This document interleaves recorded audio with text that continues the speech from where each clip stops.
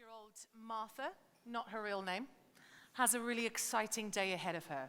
She has a new job as marketing director for an international luxury fashion company. And she's dreamt about this job for about 5 years, and today is her first day. So she's excited. She gets ready to leave the house, kisses her family goodbye, and as she heads towards the station, she starts thinking about how she can put her best foot forward in this new role, and she comes up with this great new idea to start a new digital marketing conference and things, but she needs to focus on the route because, after all, she's going to a different office today. So she gets to the station. There are severe delays on the central line, and the station is overcrowded. Not a great start. So she soon forgets all about the new ideas and starts focusing on getting to work on time. So, long story short, Martha is sitting at her desk, ready to start her new job, her new day, and to work on her new ideas. She switches on her computer, and she's ready. And about 100 emails start downloading. She feels this wave of anxiety through her body, and she's obviously still super excited about the new job and things that she has to do, but at the same time she's starting to wonder, how am I going to cope? There's a lot to do. 100 emails, and I have 2 meetings today and 2 really important projects that are due by 6 p.m. this afternoon, so there's so much. So she decides to start with the emails, right? But after about half an hour, she's only managed to get through about 10, and there's so much to do, and missed calls on her phone. So she decides to grab the phone and starts listening to voicemail messages while going through the emails, and her attention shifts for a minute to how the increased workload is going to impact her kids, her family life, her church. I won't be able to go to group this week, probably won't be able to go next week either. And as she's lost in thought, she accidentally deletes a voicemail message from her new boss. So panic and the stress brings her focus back to the present, and she types faster and all that stuff. But the truth is, by the end of the morning, Martha feels like she hasn't really produced any real work. She's gone through maybe 20 emails, and there are 120 other things looking for her urgent attention and decisions. Not a great start to the day, is it? But the truth is, people everywhere in the world right now are experiencing an epidemic of overwhelm. For some, it's like Martha, the pressure from a promotion and a new role. For others, it's maybe a downsizing or a reorganization. But the truth is, probably for all of us in this room, and certainly for most of my clients, there is just too much to do. As the world digitizes and globalizes and unplugs and reorganizes, having too much to do has become our biggest complaint. Now, the truth is, if you want to perform at your best in your job, or in fact in any situation that requires problem solving, decision making, strategic thinking, you actually need to learn how to change how your brain works. What my friend Martha over there needed was to develop a new neural circuitry to enable her to manage a significantly larger and more complex to-do list. Now, the problem with that is that the brain, when it comes to complex thinking, has some really key performance limitations. Believe it or not, even the most amazing brain of the brightest scientist in the world will quite easily turn into the brain of an 8-year-old if you ask them to do 2 things at once. This is true. There are, especially depending on the nature of the tasks. So really, there are some biological limits to mental performance that we need to understand. But the truth is, if we learn how to change how our brain works, we can actually do this. And we can develop brain-smart ways to tackle our everyday challenges. And this is what I want to tell you about tonight really quickly. Is that okay? Yeah. Wonderful. Thank you for that response. Now, to do this, I bring a friend with me. Now, this friend has been with me for about 10 years. His name is John.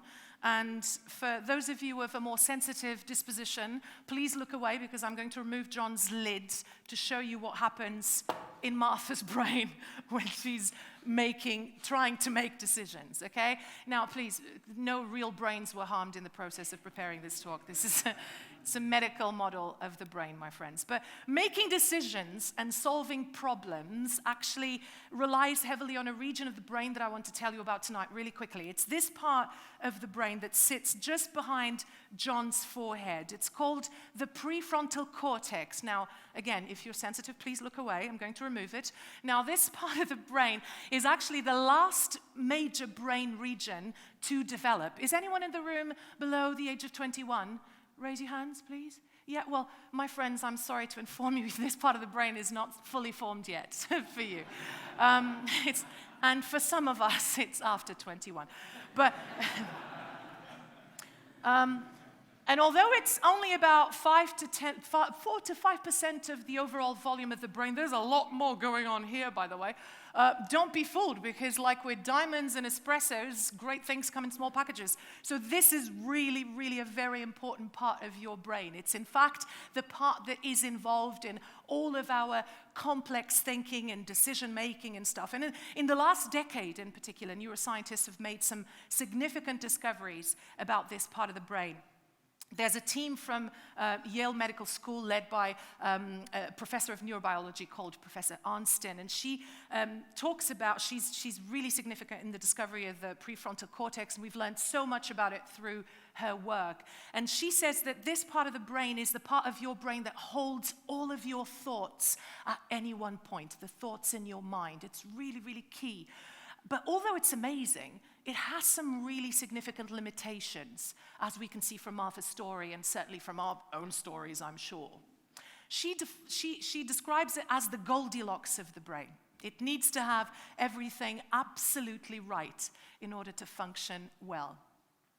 And actually, getting everything just right for your prefrontal cortex is exactly what we need to do if we want to perform better, especially under pressure, especially when we need complex thinking. So let's put John down for a second. And I want to introduce a metaphor to illustrate this a little bit further. Is that okay? So let's imagine that the prefrontal cortex is this stage right now. And this is the stage of your attention. It's your mental stage. And as any stage, it can have several actors coming on stage. And actors represent information, okay? Any information that you hold in your attention at any moment. Now, sometimes actors enter stage through side of stage, like Ben Blumel here. Thank you, Ben. Your brother is an actor, right? So surely you know what you're doing. Thank you. So Ben represents information that comes from the outside world, like Martha's 100 emails downloading in her computer. This is Ben, thank you very much. Now, sometimes we have actors that enter stage from the audience. And for our metaphor, the audience represents our inner world, our thoughts, our imaginings. And Robbie is a member of my audience. He's one of my thoughts. He's a memory, maybe. And sometimes we hold our inner thoughts in the stage of our attention, or our external thoughts, like the emails, etc., etc. Yeah, is that clear? Now, what's great about this is that once I have my actors on stage, I can do all sorts of interesting and fun things. And essentially, I'm going to tell you about them. And these are the 5 executive functions of the brain. For example, if I want to understand an idea, I will come to the light, please. Thank you very much. You're on stage, Ben. If I want to understand an idea, I will hold an actor on stage, the stage of my attention, for long enough to see how it connects to members of the audience. What is the audience? What is the audience? Your inner thoughts, your memories, your internal information, right? So Ben is trying to connect. This is what's happening. Keep connecting. Go on, engage. This is what's happening when Martha is going through the emails, and she's reading information in the emails, and she's trying to connect that information with her internal thoughts and memories, etc. That's enough. Thank you very much. Now, the other thing that you can do with your actors on stage is to make a decision. This is my favorite one, right? We need decision making a lot in our work. So to make a decision, you get different actors on stage. oh, so many. And then you compare them to one another. You make value judgments. You go, well, actually, I'll read this email first, for sure. And that one I'll get to him last. And maybe him in between. And this is what you do. You decide what's more important, yeah?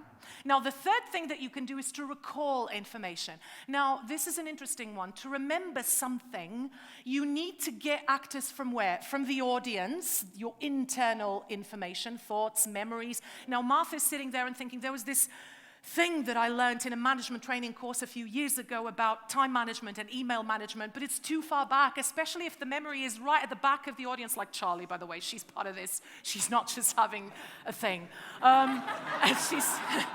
Yeah, thanks, Charles. But it's too far back, it's too dark, and you give up. You can't remember the information. Thank you very much, Charlie. That was brilliant.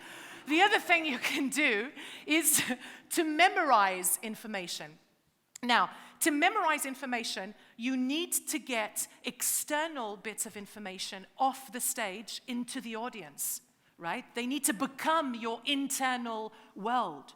But that's not very easy to do, isn't it? Sometimes, especially if you're trying to memorize something or an idea and you happen to be driving at the same time or doing something else. Thanks, guys, that was awesome. The last thing that you sometimes need to do is to inhibit information, because sometimes you really, really need to focus on something else. And to inhibit information, that was your cue, by the way. Oh, great. It's going great. To inhibit information, you need to manage distractions. And don't touch my hair. No. Really, not the hair. Thank you. Distraction management is one of the toughest things to do, but it really is central to effective functioning. So you just need to clear the stage, please. Clear the stage. Thank you very much. That was awesome. Thank you. Now listen, just one more thing. Yeah, this is great, but there's one more thing, you know. The other thing about this stage is that it needs a lot of lighting, like this stage, right?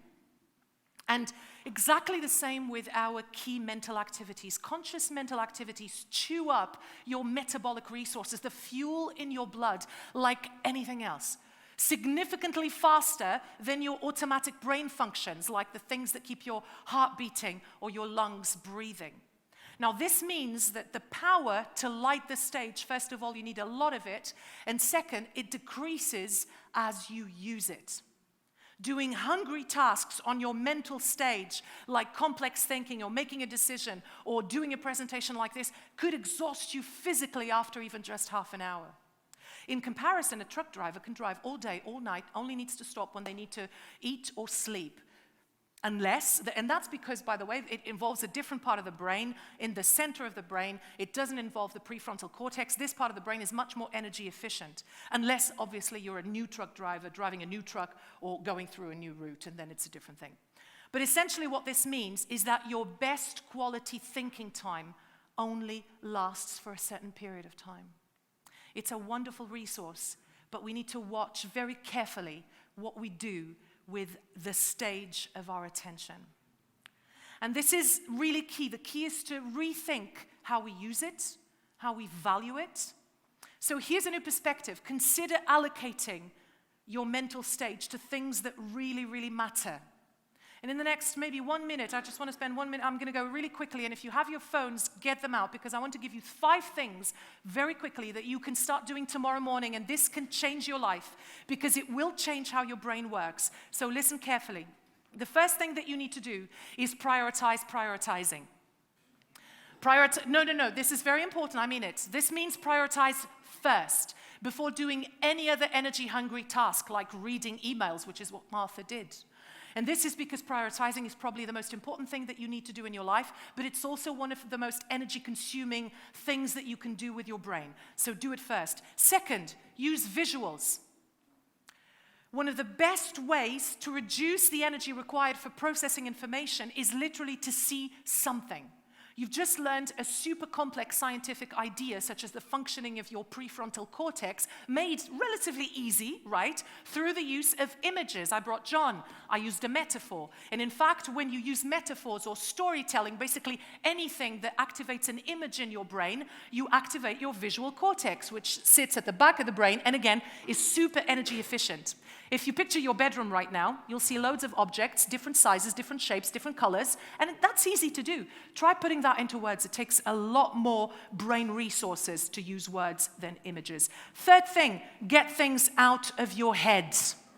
Get them out. And you can do this by writing your big tasks for the day. And the idea with this, and this is one of the most important tips that I share with my clients, and it really is life-changing. When you write things down, what you do is you save your brain for comparing the elements rather than using energy to hold them in your mind.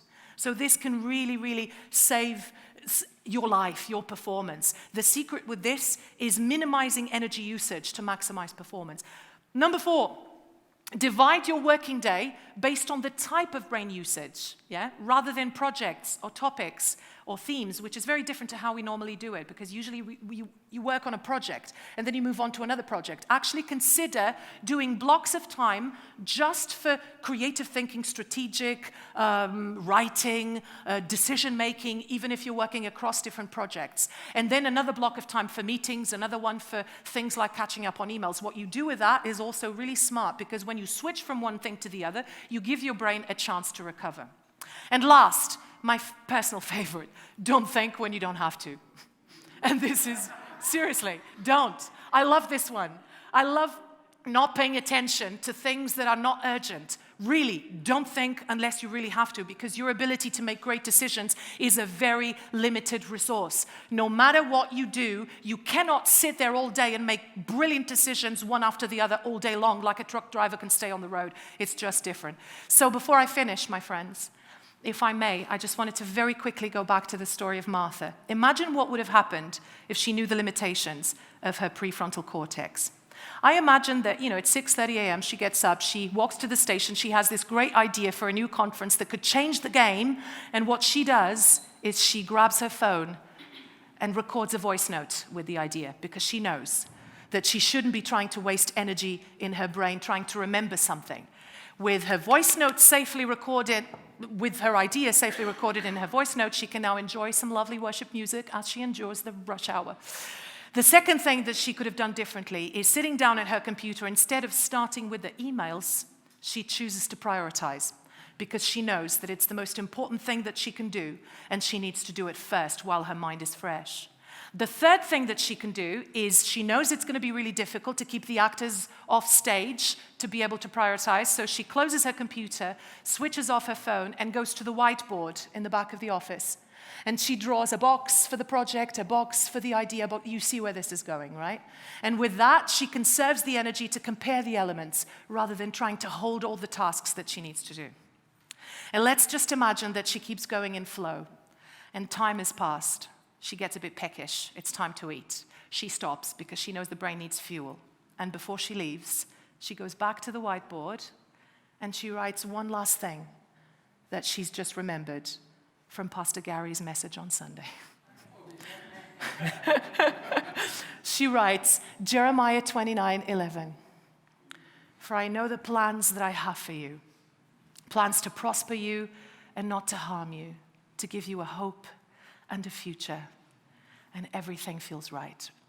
God is in control of her future, and she is in control of her thoughts and her emotions rather than being controlled by them. Thank you. Fantastic.